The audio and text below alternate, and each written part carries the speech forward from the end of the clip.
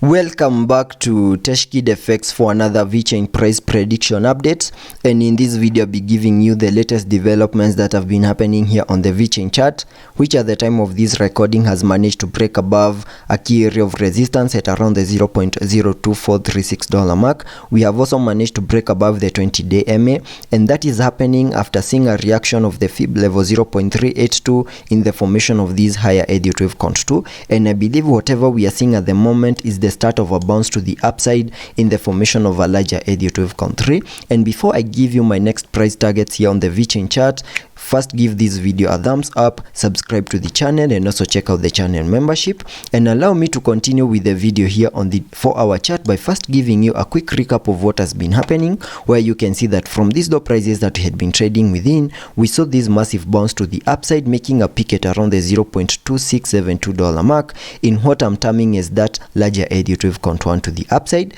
And after seeing the formation of a larger Elliot wave count 1, whatever we expect next is a corrective structure in the formation of a larger Elliot wave count 2, where in the formation of that second wave, I also expected to see an ABC corrective structure play out, and we are seeing this ABC corrective structure giving us a low at around the $0.02215 mark. And after seeing a reaction of the fib level 0.382, because I had been able to come up with a target area in the formation of that wave 2, that is a minimum retracement area in the formation of that wave 2, by connecting the fibs from the low of the first wave to the high of that wave 1,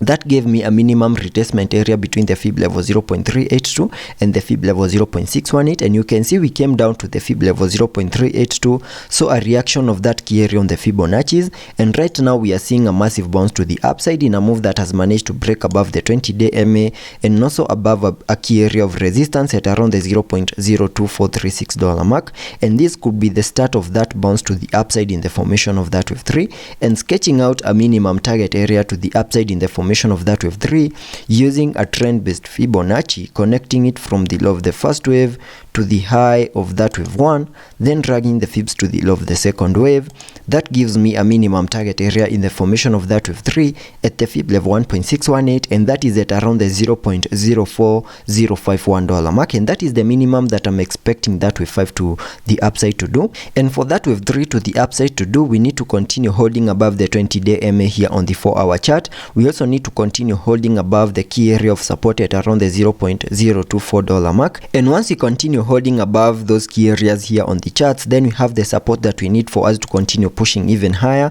and also manage to break above the wave 1 high, which is at around the $0.26 mark. And once that happens, then we can continue pushing even higher, and that will be enough confirmation that whatever we are seeing over here is that massive bounce to the upside in the formation of that wave 3 to also fully maximize our target areas. And in the formation of that wave 3, which is an impulsive wave, I'm also expecting to see a 5-wave structure in formation, having the wave 5 fully maximizing the formation of that larger Elliot wave count 3. So that is what we can expect here on the short-term scenarios. And as the chart continues to unfold, I believe also this Elliot wave structure, which is a fractal wave within the formation of that wave 3, will also continue to unfold. And before I give you the long-term scenarios that I'm expecting to play out, let's first take a look at the indicators, where on the RSI we are trading at around the 71 mark, meaning we are just about to get into the overbought region, and that does not fully support higher prices in the formation of that wave 3, but that doesn't mean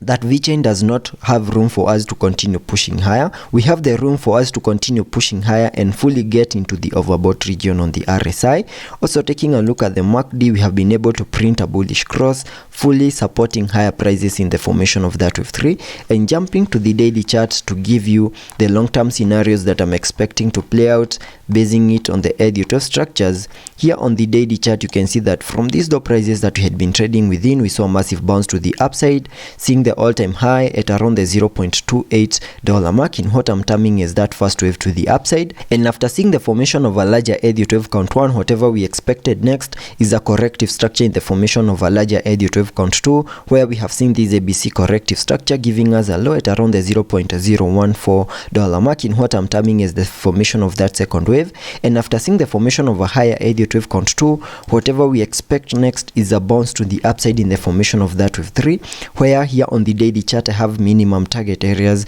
to the upside in the formation of that wave 3 at the fib level 1.618, and that is at around the $0.46277 mark, and that is the minimum that I'm expecting that wave 3 to the upside to do. And those are my short-term and also long-term scenarios that I'm expecting to play out. So let's be patient and see how that plays out, and I'll be keeping you updated.